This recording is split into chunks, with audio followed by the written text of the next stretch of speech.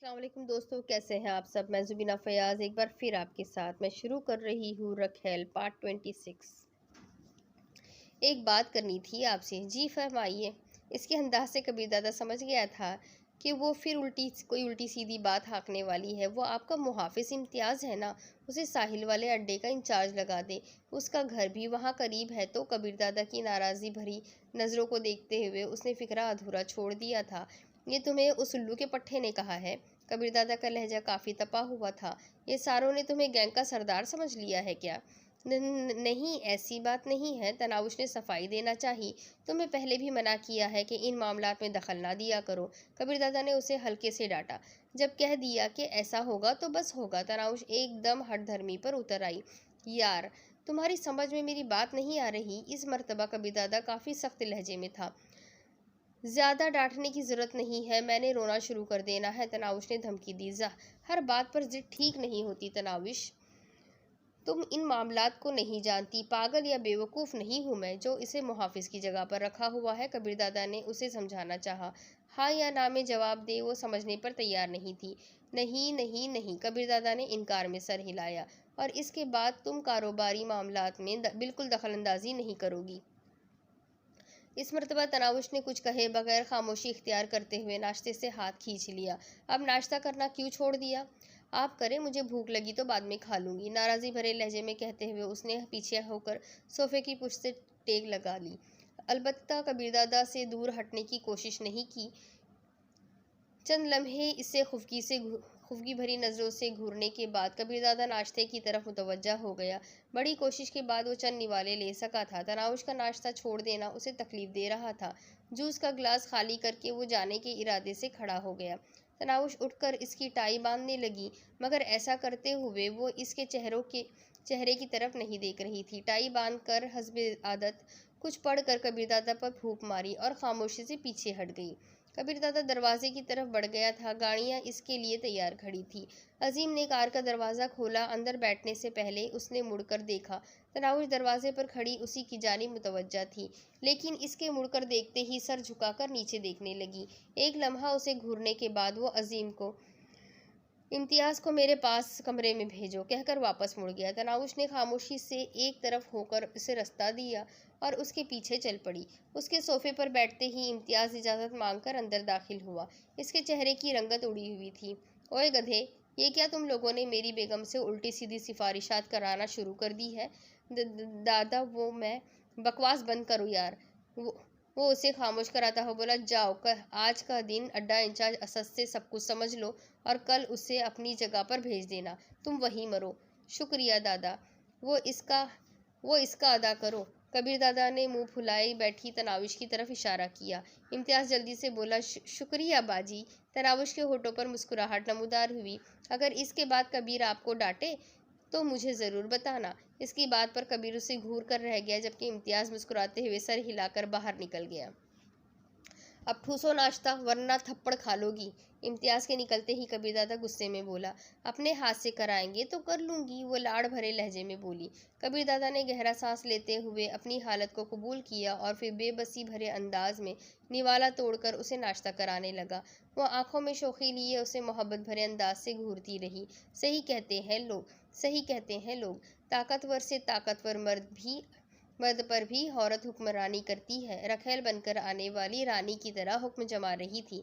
अब चाय की प्याली थाम लोगी या वो भी अपने हाथ से पकड़कर तुम्हारे होठों से लगाना पड़ेगी? पराठा और अंडा खत्म होते ही कबीरदादा ने तंज़िया लहजे में पूछा। तनाउश ने मुंह बसोरा। आप अब तक गुस्से में हैं? बता रही हूँ, मैं सच में रोना शुरू कर दूंगी। यार, तुम्हारी धोस देने की आदत कब जाएगी?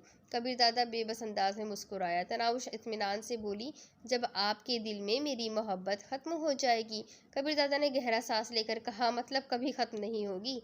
अच्छा, आप जाए, मैं चाय पी लेती हूँ और जल्दी लौट कर आना। कबीरदादा सर हिलाता हुआ दरवाजे की तरफ बढ़ गया। कार में बैठते हुए उसने मुड़कर देखा। वो होठों पर खूबसूरत मुस्कान लिए अपनी मखसूस जगह पर खड़ी थी। देख लो यार, कबीरदादा से इसकी एक मिनट नाराज़ी बर्दाश्त नहीं हुई। बाकर रुखसार को मुखातिब हुआ। रुखसार बोला, इम्तियाज़ के तो मज़े हो गए, जाने कब से इस कोशिश में मसरूफ़ था।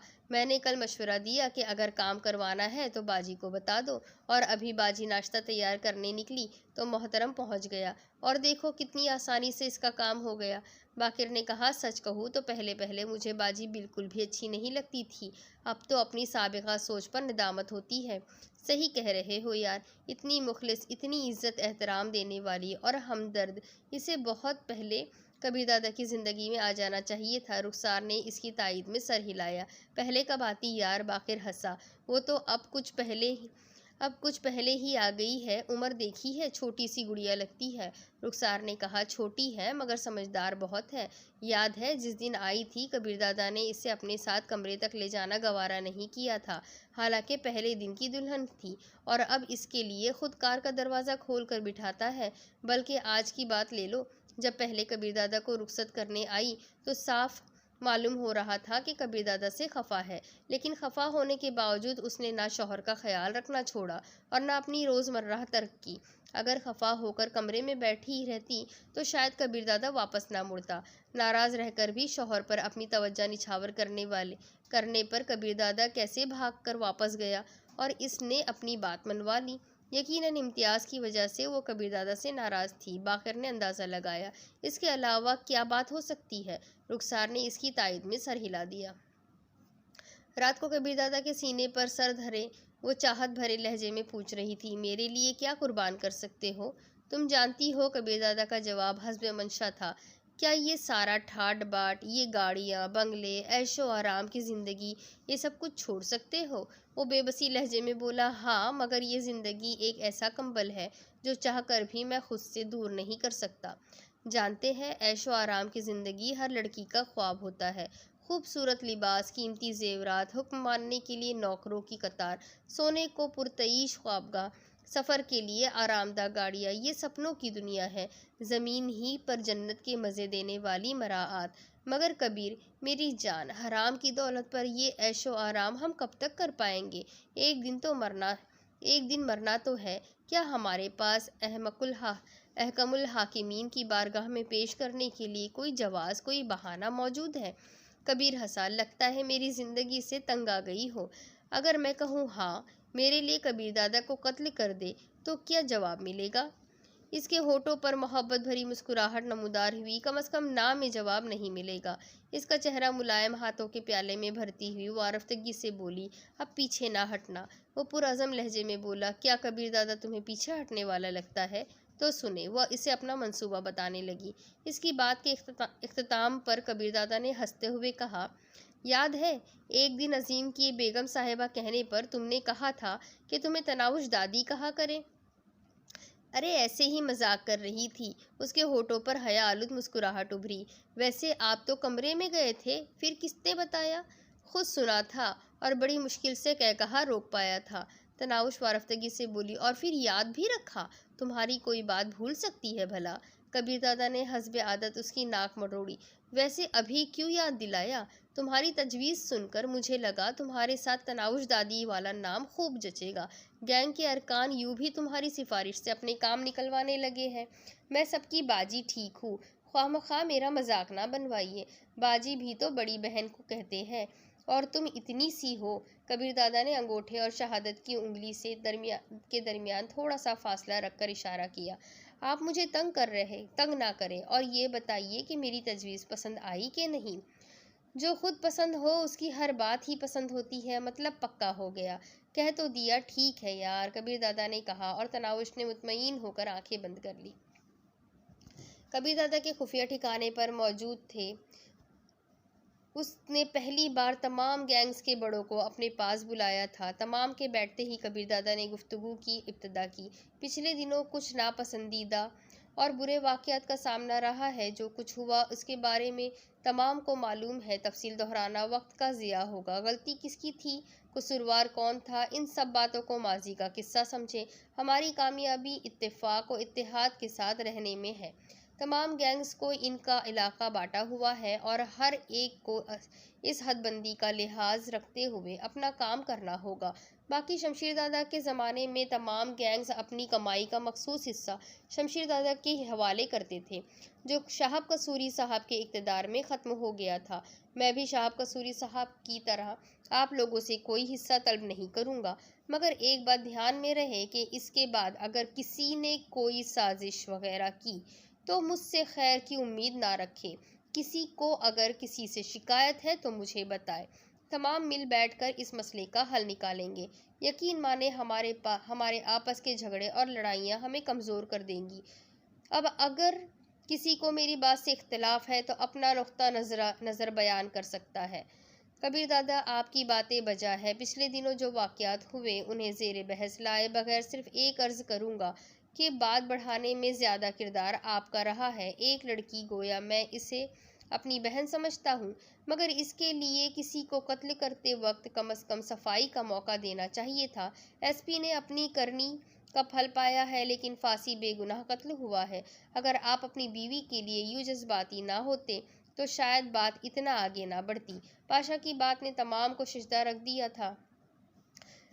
कर दिया था। कोई सोच भी नहीं सकता कि वो कबीर दादा को इस तरह मतऊन भी कर सकता है। कबीर दादा उसे डांटते हुए बोला, ओए गधे, जब कह दिया कि माजी को ना कुरे दो तो फिर ऐसी बकवास का मकसद? पाशा एहतजाज करते हुए बोला, कबीर दादा, मैं एक गैंग का बड़ा हूँ, आप किसी बैठक में मुझे यूँ मुखातिब नहीं कर सकते। बाकी आपका ये कहना कि माजी को ना कुरेदा जाए तो गुस्ताखी माफ़। माजी की गलतियों ही से आदमी सीखता है। नौशाद आफरीदी और इखलाक हुसैन ने गलती की और जुर्माना अदा किया। आपने गलती की, उसका क्या? अगर आप शमशीर दादा की तरह के बड़े नहीं है तो जवाब देता हूँ जवाब। कबीर दादा कुर्सी से उठकर जारहाना अंदाज में उसकी तरफ बढ़ा और उसे गिरेबान से पकड़कर उठाते हुए उसके चेहरे पर थप्पड़ रसीद करना चाहा। पाशा ने फौरन इसकी कलाई थाम ली थी। कबीर दादा ने एक झटके से अपना हाथ छुड़ाते हुए उसे पीछे की तरफ धक्का दिया। बैठक बर्खास्त की जाती है, कहकर वो लंबे कदम उठा रखता हुआ बाहर निकल गया। पाशा, ये क्या बेवकूफ़ी है? काशिफ राजपूत ने उसे डांटा। ये बेवकूफ़ी नहीं है, हकीकत है दादा, तल्ख लहजे में कहते हुए पाशा भी बाहर निकल गया। इसे क्या हुआ है? पाशा के बाहर जाते ही शाहब कसूरी ने हैरत का इजहार किया था। जहाँ तक मैं समझा हूँ असल बात कोई और है। इखलाक हुसैन ने मानी खज अंदाज में सर हिलाया। बाकी भी अपनी अपनी राय देने लगे थे। यार पाशा, मसला क्या है? नौशाद और इखलाक हुसैन वहाँ से सीधा पाशा के खुफिया अड्डे पर पहुँचे थे। दोनों को पाशा के रवैये की कुरेद लगी हुई थी। कुछ नहीं यार, पाशा गहरा सांस लेते हुए बोला, आप लोग यूं ही परेशान हो गए हो। परेशान तो होंगे ना यार, इखलाक हुसैन मसनूई परेशानी जाहिर करता हुआ बोला, मुश्किल से पहले वाले झगड़ों से निपटे हैं, अब ताज़ा झगड़ा खड़ा होगा तो बुरा तो लगेगा ना। पाशा के चेहरे पर कशमकश के आसार उभरे, यूं जैसे वो असल बात कहने ना कहने की सोच में हो। और फिर एक नतीजे पर पहुंचते हुए वो बोला, कबीर दादा ज्यादती कर रहा है। कैसी ज्यादती? इखलाक हुसैन ने लहजे में हमदर्दी समोते हुए पूछा। आप हमसे बात करें, शायद इस मसले का कोई बेहतर हल निकल आए। वो मुझे गैंग ख़त्म करके अपने गैंग में शामिल होने का हुक्म दे रहे हैं। एक गैंग का सरबराह होने के बाद मैं नंबर 2 के दर्जे पर तंजली कैसे बर्दाश्त कर सकता हूँ? पाशा ने बादिल ख्वास्ता सारी बात उगल दी थी, मगर इसने तो बड़े शौक से तुम्हें अपने गैंग से अलहदा करके दूसरा गैंग बनाने की इजाज़त दी थी, फिर अब क्या हो गया? इखलाक हुसैन ने हैरानी जाहिर की। शाहजी सही कह रहे हैं, नौशाद के दिमाग में भी वही सवाल उठा था। पाशा बेजारी से बोला, उसकी वजह भी वही मुसीबत है जिसे मैंने अपनी बहन बना बैठा हूँ। क्या मतलब? वो दोनों के मुंह से बेक वक्त एक ही सवाल निकला। गुड़िया की हिफाजत के लिए कबीर दादा मुझे वापस अपने गैंग में ला रहा है। इसका इरादा है कि मैं गुड़िया का मुहाफिज बनकर रहूं। ये कोई तरीका नहीं है यार। बेशक वो मेरी बहन जैसी है, मुझे अजीज़ भी है, लेकिन मैं एक गैंग का सरबराह होकर किसी लड़की का मुहाफिज बनकर तो नहीं रह सकता। बात तो सही है आपकी। इखलाक ने फ़ौरन इसकी हाँ में हाँ मिलाई। नौशाद भी इस बात में सर हिलाने लगा। पाशा ने इश्तियाक भरे लहजे में पूछा, अब आप मशवरा दें, क्या करना चाहिए? इखलाक हुसैन ने गला खंकार कर मानी खज अंदाज में कहा, वैसे कबीर दादा, आपका रिश्ता ऐसा है कि हम कुछ कहते हुए अच्छे नहीं लगते। भाड़ में गया रिश्ता यार, सबसे पहले इंसान की अपनी तरजीहात होती है। मैं बेवकूफ़ था जो कबीरदादा के लिए जान देने की सोचा करता था, और इसके दिल में मेरी इतनी इज्जत है कि अपनी बीवी का मुहाफिज बना दिया। और ख़ुद इसका ज़र्फ़ देखो, एक लड़की के लिए अपने उस्ताद की गर्दन तोड़ दी। हकीकत तो ये है कि यहाँ सबको अपनी पड़ी है, हर एक का अपना फ़ायदा और अपना नुकसान है।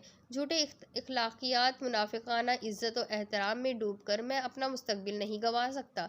अगर किसी को अपने फ़ायदे के लिए दूसरे की जान की कुर्बानी देना पड़ जाए तो कौन कदम पीछे हटाता है? आप ना आपने और नौशाद आफरीदी ने अपने फ़ायदे के लिए एसपी की जान का ख्याल किया, और ना कबीर दादा ने अपने फ़ायदे के लिए उस्ताद को बख्शा। फिर मैं क्यों झूठे खुलूस और नकली इज्जत और एहतराम की चादर ओढ़कर खुद को उस्ताद का फर्माबरदार बनाने फिर रहा हूँ? क्या मेरी अपनी ज़ात कोई हैसियत नहीं रखती? मेरी कोई इज्जत एहतराम नहीं है? पाशा ने खुलकर अपने ख्यालात का इजहार कर दिया। तुम 100% हक पर हो पाशा, इखलाक हुसैन ने चेहरे पर मुनाफिकाना हमदर्दी सजाते हुए कहा। कबीर दादा ज्यादती कर रहा है, मेरा भी यही ख्याल है। नौशाद कहाँ पीछे रहने वाला था। बड़ी मुश्किल से उन्हें कबीर दादा के खिलाफ इतना मजबूत सहारा मिला था, वो ये मौका कब हाथ से गंवाते। तो फिर क्या करूं? अगर बगावत करता हूं तो कबीर दादा से तो मुझे भलाई की कोई उम्मीद नहीं है। जिस शख्स ने अपने उस्ताद को माफ़ ना किया वो शागिर्द को कहाँ बख्शेगा? पाशा के लहजे में खौफ की झलक वाज़ेह थी।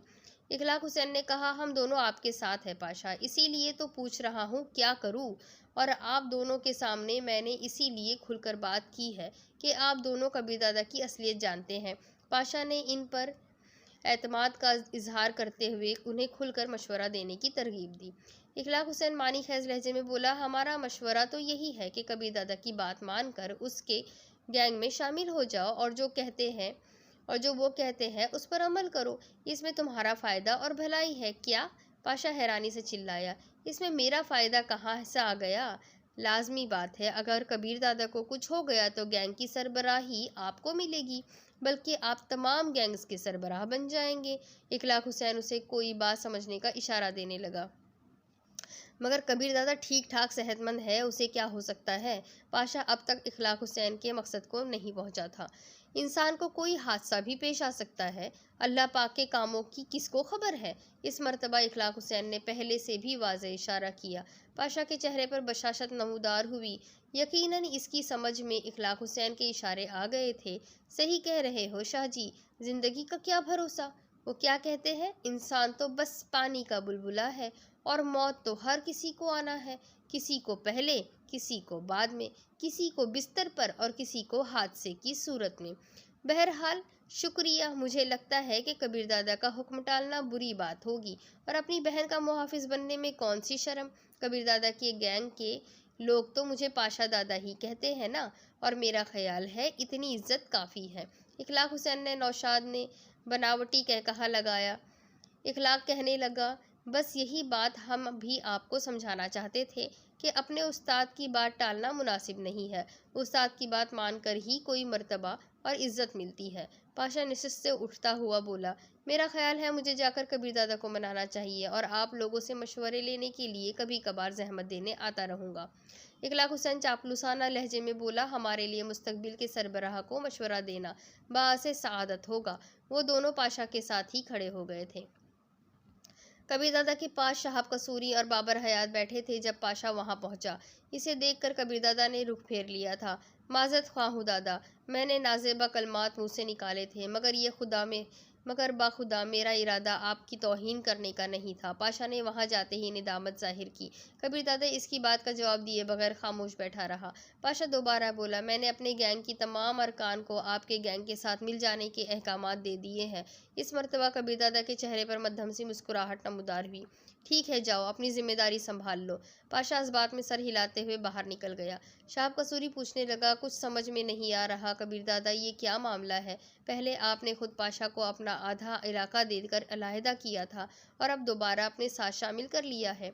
कबीर दादा तफसील बताते हुए बोला, यार सच कहूँ तो पिछले दिनों जो कुछ इखलाक हुसैन और नौशाद आफरीदी ने किया है, इसके बाद मुझे अपनी बेगम के बारे में एहतियात बरतना पड़ रही है। इसकी हिफाजत के लिए किसी ऐसे आदमी की ज़रूरत थी जो इस जिम्मेदारी को अच्छे तरीके से सरअंजाम दे सके, और इस काम के लिए मुझे पाशा बेहतरीन लगा, क्योंकि एक तो लड़ाई भड़ाई का माहिर है, दूसरा मेरे साथ मुखलिस भी है, और सबसे बढ़कर मेरी बेगम को अपनी छोटी बहन समझता है। इस बात पर पाशा थोड़ा खफा तो था, मगर अब लगता है इसे अपनी गलती का एहसास हो गया है। एक गैंग के सरबराह को अपनी बीवी का मुहाफिज मुकर्रर कर देना कुछ जचता नहीं है दादा। बाबर हयात के लहजे में तशवीश झलक रही थी। कबीर दादा बेपरवाही से बोला, अपना बरखुरदार है यार, साल डेढ़ के बाद दोबारा उसे गैंग बनाकर दे दूंगा। वैसे मुझे भी पाशा के तेवर कुछ बदले बदले दिखाई दे रहे हैं। जहां दीदा शाहब कसूरी उसे तंबिया किए बगैर नहीं रह पाया था। आर्जी असर है, कल परसों तक ठीक हो जाएगा। कबीर दादा अपने मौक़िफ़ पर कायम था। इन दोनों ने भी ज़्यादा तकरार की कोशिश नहीं की थी कि फ़ायदा नुकसान में वो शामिल नहीं थे। वो थोड़ी देर बैठकर इजाज़त लेकर चले गए। बाद में काशिफ राजपूत की भी कॉल आ गई और पाशा के रवैये पर हैरानी का इजहार कर रहा था। कबीर दादा ने इसे असल बात बताकर पाशा के रवैये को तौजीह कर दी। काशिफ ने भी कबीर दादा को अपने मौक़िफ़ से रुजू करने का कहा, मगर कबीर दादा तनाउश की हिफाजत के लिए किसी हद तक भी जा सकता था। सुबह कबीर दादा को रुखसत करते वक्त तनाउश ने माँ के घर जाने की इजाज़त मांग ली थी। ठीक है, अपने भाई पाशा को साथ लेकर चली जाना। कबीर दादा ने फ़ौरन इजाज़त दे दी थी। कबीर दादा के रुखसत होने के बाद वो पाशा को साथ लेकर घर चली गई। पाशा ने इसकी माँ के हाथ की बनी हुई चाय वगैरह पी और फिर ये कहकर वहाँ से निकल आया, जब ज़रूरत हो मुझे बुला लेना। पाशा को रुखसत करके वो माँ से राजो नियाज में मसरूफ़ हो गई। माँ के सामने कबीर दादा की मोहब्बत का जिक्र करते हुए वो फूले नहीं समा रही थी। बुशरा बोली, हम औरतें होती ही बेवकूफ़ और अहमक हैं। शौहर ने ज़रा सी तवज्जो क्या दी, खुद को दुनिया का खुशकिस्मत फ़र्ज समझने लगती है, और शौहर की बेतवज्जही देखते ही खुद से बड़ा बदनसीब कोई नहीं लगता। आपको मेरी खुशी अच्छी नहीं लगती या मेरे शौहर? तनाउश बिगड़ गई थी। बुशरा खिलखिलाकर हंसी, ये भी खूब कही, मेरी शहजादी की खुशी अगर मुझे अजीज़ नहीं होगी तो और किसे होगी? और मेरे शौहर, अगर इसके अमाल को नज़रअंदाज कर दूँ तो बहुत अच्छे हैं। अब सियासी जवाब दे रही है। तनाउश लड़ाई पर आमादा थी। बुशरा ने पूछा, अच्छा तुम्हें इसके काम अच्छे लगते हैं? वो बेबाकी से बोली, इनकी ज़ात के आगे कुछ नज़र आए तो कहूँ ना, तुम तो हो ही गई हो पागल। बेटी की दीवानगी पर फीके अंदाज में मुस्कुरा पड़ी थी। अम्मी जान, जितनी मोहब्बत वो मुझसे करते हैं शायद ही कोई अपनी बीवी से करता होगा, तो फिर उसे कह दो ना कि जुर्म का रास्ता छोड़ दे, कोई मेहनत मजदूरी करे, या फिर तुम भी अयाशी की ज़िंदगी गुजारने की आदी हो गई हो। इसी कोशिश में लगी हूँ, जल्द ही आपको खुशखबरी सुनाऊंगी। कोशिश का क्या मतलब, जब इतनी मोहब्बत करता है तो फ़ौरन मान जाना चाहिए था। तनाउश ने मुंह बनाया, माँ जी, बात इनके मानने की नहीं, इस दलदल से सही सलामत निकलने की है। आपका क्या ख्याल है, वो कोई पुरचून का फरोश है कि मेरे कहने पर अपनी दुकान बंद करके आलू छोले की रेड़ी लगा लेंगे? क्या मतलब? बुशरा ने हैरानी जाहिर की, मतलब ये है मेरी भोली अम्मी जी कि वो अकेले इस काम में मलवूस नहीं है, कई बड़ी बड़ी शख्सियत जुर्म की दुनिया में इनके साथ शामिल है। अब वो इतनी आसानी से तो इन्हें ये काम नहीं छोड़ने देंगे ना।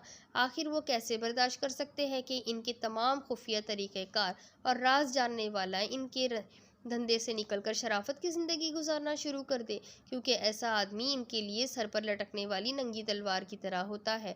बुशरा ने कहा, तो साफ कहो ना वो ये काम छोड़ना चाहता है और ना तुम्हें ही इस बात की कोई फिक्र है। मुझे आराम करने दे माँ। वो माँ की गोद में सर रखकर लेट गई। जब इसका तकरार ना करने का दिल इरादा होता तो वो यूं ही किया करती। बुशरा अपनी मुस्कुराहट रोकते हुए बेटी का सर दबाने लगी। तुम तो तनावुश के साथ गए थे। पाशा को अड्डे पर देखते ही कबीरदादा मुस्तफसिर सा हुआ। पाशा ने कहा, उसे घर छोड़ आया हूँ, वापस आना होगा तो मुझे कॉल कर लेगी। तुम्हारा दिमाग जगह पर है अहमक आदमी। कबीर दादा का गुस्सा दीदनी था। तुम्हें उसकी हिफाजत के लिए साथ रखा है और तुम यहाँ फिर रहे हो। अगर इसके साथ कोई मसला पेश आ गया तो? पाशा ने होठ भींचते हुए सर झुका लिया। ये मंजर देखने वाले काफ़ी अफराद वहाँ मौजूद थे। फ़ौरन वहाँ दफ़ा हो जाओ। कबीर दादा ने अगला हुक्म सादर किया। वो सर झुकाए वहाँ से निकल गया। वहाँ से बाहर वहाँ से वो इखलाक हुसैन के पास पहुँचा। इखलाक हुसैन ने इसका परतपाक इस्तकबाल किया था। आधा घंटा इससे ज़रूरी गुफ्तगू करके वो इखलाक हुसैन से इजाज़त लेकर वहाँ से निकल आया। थोड़ी देर बाद वो खुफिया अड्डे पर अपने 4 करीबी साथियों के साथ मिलकर नहायत ज़रूरी बात कर रहा था। चारों इसके नहायत एतमाद के साथी थे और पाशा के लिए कुछ भी करने पर तैयार हो सकते थे। वो बमुश्किल इनसे बातचीत ख़त्म कर पाया था कि तनाउश की कॉल आने लगी। बेजारी भरे अंदाज में कॉल वसूल करने का बटन दबाकर इसने मोबाइल फ़ोन कान से लगाया, लेकिन बात करते वक्त इसके लहजे से बेजारी अनका थी। जी गुड़िया, भैया आ जाइए ना। तनाउश के लहजे में शामिल मान किसी सगे भाई से बात करने का सा था। मैं बस आधे घंटे में तुम्हारे पास रहूँगा। राब्ता मुनक़ता करके वो अपने साथियों की तरफ मुतवज्जा हुआ। तमाम को कार्रवाई की तरतीब वाज़ेह है ना? जी दादा, सारे ने इस बात में सर हिला दिया और तनाउश के पास जाने के इरादे से उड़ गया। खान साहब खुश हो जाओ, 1-2 दिन में हमें बहुत बड़ी खुशखबरी मिलने वाली है। इखलाक हुसैन नौशाद अफरीदी को मुखातिब था। कुछ पता भी चले? नौशाद अफरीदी ने इश्तियाक भरे लहजे में पूछा। पाशा को मुकम्मल तौर पर सारा तरीक़ाकार समझा दिया है, अब बस इसके अमल करने की देरी है और इसका इन्हिसार कबीर दादा पर है कि वो कब कोई बेहतर मौका फराहम करता है। मंसूबा नाकाम होने की सूरत में कहीं हम पर बात ना आ जाए, नौशाद ने तशवीश जाहिर की। इस बार मैं मोहतात हूँ, नाकामी का नतीजा पाशा ही भुगतेगा और सच कहूँ तो इसकी कामयाबी और नाकामी हर दो सूरतों में हमें तो फ़ायदा ही पहुँचेगा। उस्ताद और शागिर्द दोनों में से एक की कमी भी हमारे लिए बाअस इत्मीनान होगी। नौशाद परेशानी से बोला, लेकिन शाहजी, असल मुसीबत तो कबीर दादा का है ना। यार अमकानी बात है, फ़िक्र ना करो, असल मुसीबत ही से जान छूटेगी। इखलाक हुसैन ने पुरएतमाद लहजे में इसे तसल्ली दी और नौशाद आफरीदी ने नेक ख्वाहिशात का इजहार करते हुए राब्ता मुनक़ता कर दिया। जीने का भी अजीब फ़लसफ़ा है, एक की ख्वाहिशात की तकमील दूसरे की तमन्नाओं को गला घोट कर होती है। हिरन की जान जाती है और शेर का पेट भरता है। शेर ज़िंदगी की बाजी हारता है और शिकारी अपने करियर में एक कारनामे के इजाफे की खुशी मनाता है। मरने वाले के घर सिर्फ मातम बिछा होता है तो मारने वाला खुशी के शादियाने बजा रहा होता है। अब इसके आगे की स्टोरी मैं आपको अगली किस्त में सुनाती हूँ। क्या होगा आगे, क्या करेगा पाशा, क्या होगा, क्या कबीर दादा को मार दिया जाएगा, क्या तनावुश अपनी ज़िंदगी में अपने मकसद में कामयाब हो पाएगी? ये सब कुछ जानने के लिए मेरे साथ बने रहिए। चैनल को सब्सक्राइब कर लीजिए और बेल आइकन को दबाना ना भूलिए। अगली किस्त में फिर मिलेंगे। अल्लाह हाफ़िज़।